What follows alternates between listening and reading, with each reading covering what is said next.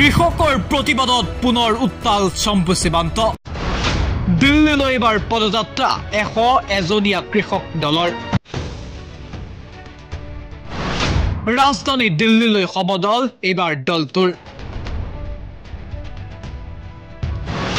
আৰক্ষী প্ৰশাসনে এতিয়া কটকটীয়া কৰি তুলিছে নিৰাপত্তা ব্যৱস্থা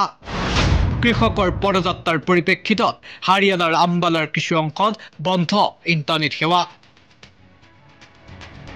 প্ৰথমেই চাওক এইটো বিশেষ দৃশ্য পুনৰ কৃষক প্ৰতিবাদে দেশ কঁপাব বুলি আশংকা এতিয়া ৰাজপথত বাধা দিয়া হৈছে এই কৃষকসকলক 101জন কৃষকৰ দলে ইতিমধ্যে ৰাজধানী দিল্লীলৈ সমদল কৰিছে কৃষকৰ বিভিন্ন সমস্যা সমাধানৰ দাবীৰ লগতে এমএছপিৰ দাবীৰে সাব্যস্ত কৰিছে প্ৰতিবাদ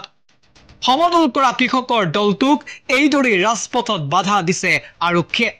প্ৰথমে পানীখিলৈ আৰু তাৰ পাছত বাধা যিকোনো প্ৰকাৰে ৰাজধানী দিল্লীলৈ যাতে কৃষকৰ দলটো যাব নোৱাৰে তাৰ বাবে এতিয়া কটকটীয়া নিৰাপত্তা বেষ্টনী গঢ়ি তোলা হৈছে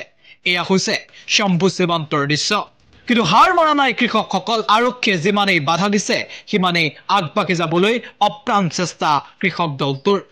আৰু তাৰ পাছৰ দৃশ্য এয়া কৃষক আৰু আৰক্ষীৰ মাজত এক প্ৰকাৰৰ হতাহতি শম্ভু সীমান্ততেই উত্তাল প্ৰতিবাদ আৰু এতিয়া সমগ্ৰ দেশজুৰি চৰ্চিত এটা বিশেষ দৃশ্য নেশ্যনেল ডেস্ক এনি টপ